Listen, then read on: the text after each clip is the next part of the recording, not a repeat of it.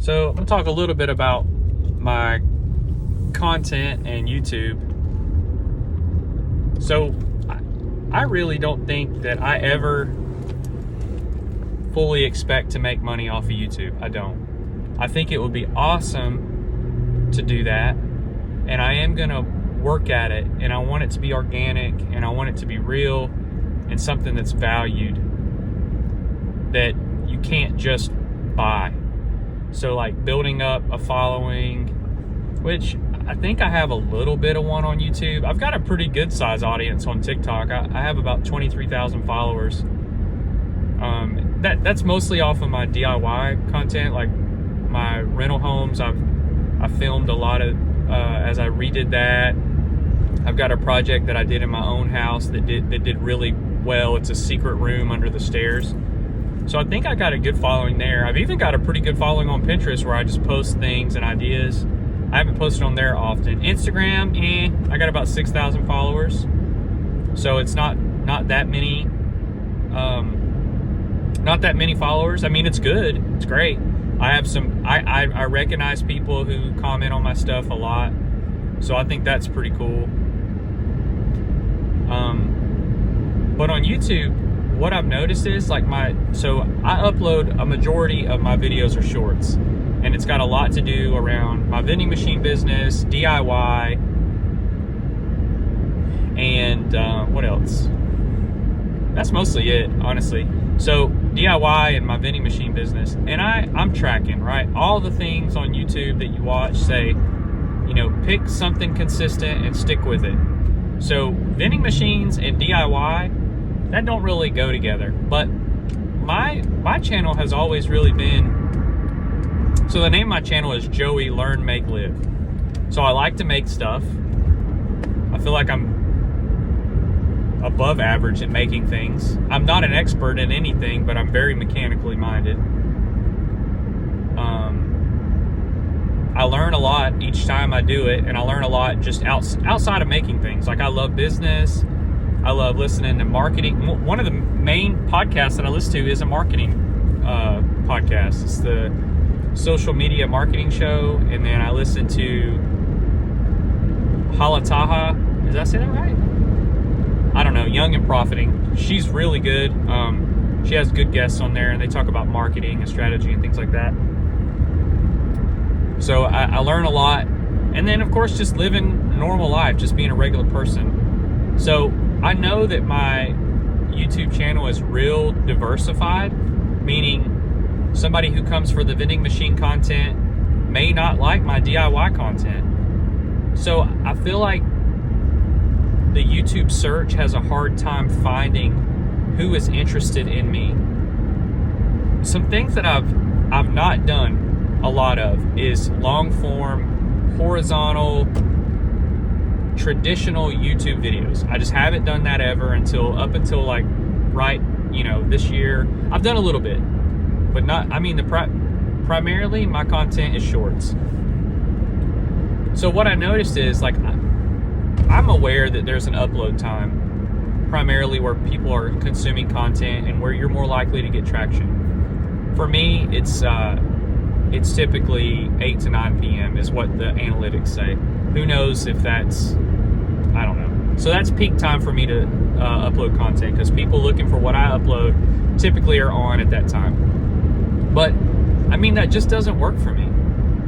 I'm doing other stuff. I'm unwinding. I'm not thinking about things like that.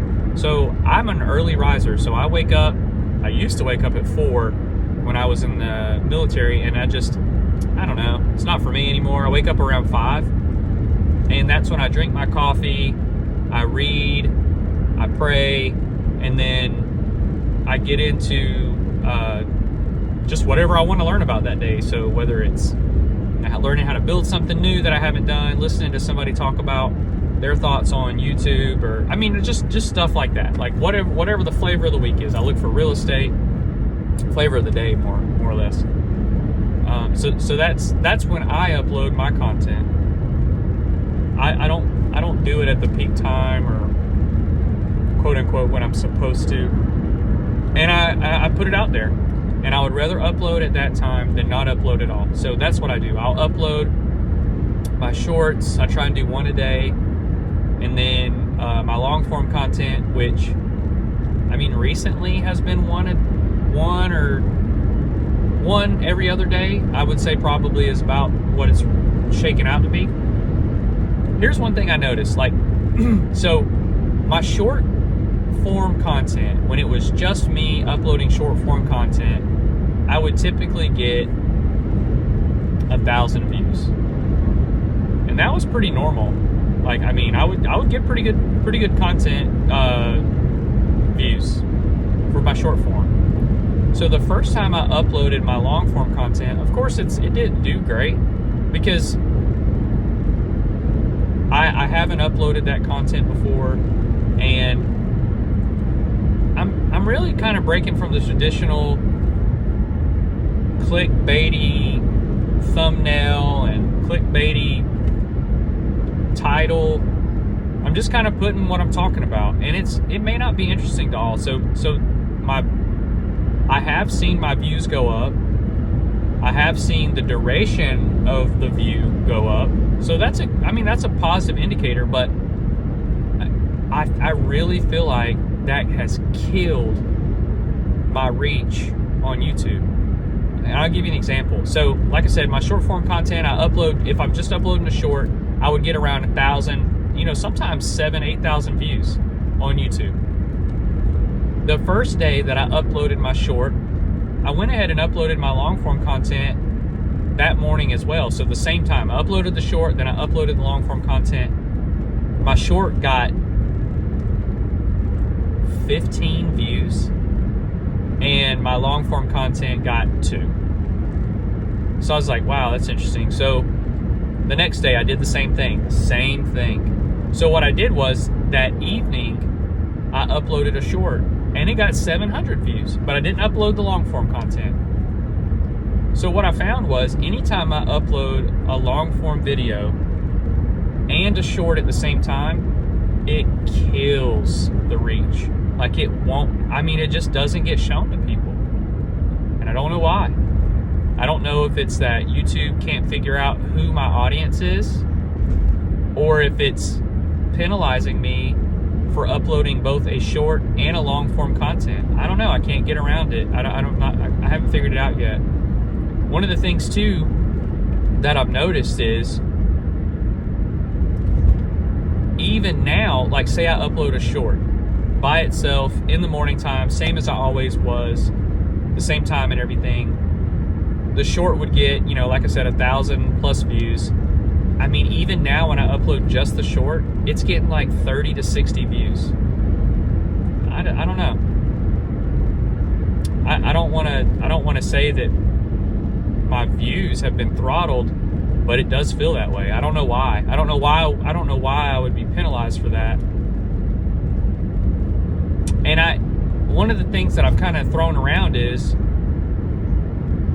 and I heard this, and I love this saying, because this is so true. If you read anything, or if you listen or watch anything about YouTube, everybody's always talking about the algorithm isn't favorable to me, or it hates me, and blah, blah, blah. Somebody said, change algorithm to audience. Just change those 2 words. Audience hates me. The audience isn't favorable to me. I think because my long form content has not been so well received, which, I mean, it shouldn't be. I'm not good at it. It's rough.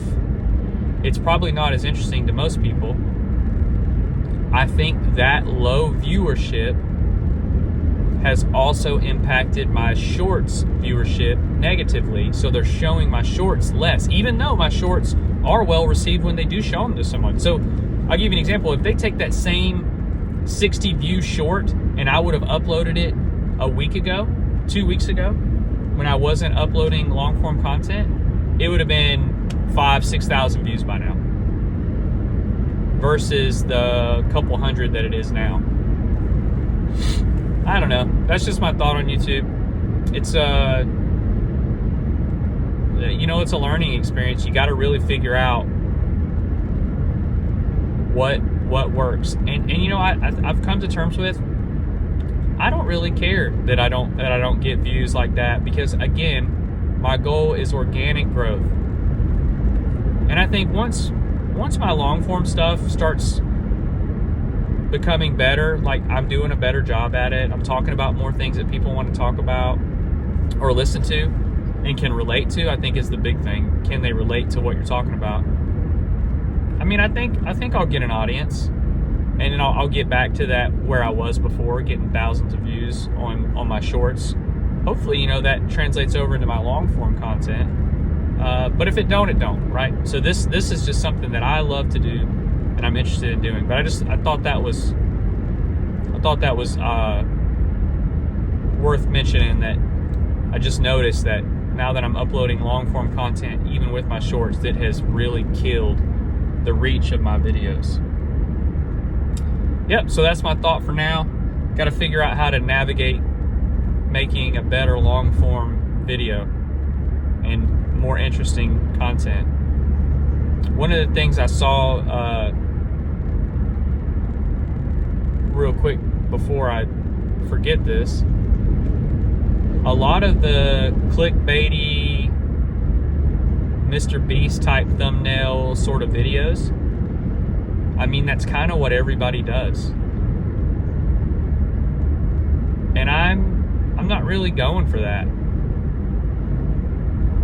It's interesting to go back and listen to kind of what you're talking about, because even I'll listen to my own videos. It's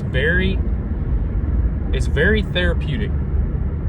You can hear what your thoughts are out loud and listen to them, and it gives you a different way to process what's going on in your head. Because really, when I'm driving and going down the road, I'm really thinking about all this stuff in my head. I'm just not ever saying it out loud.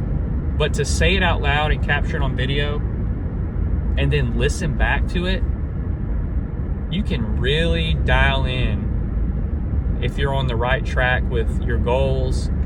You can really keep your thoughts in check. I don't know.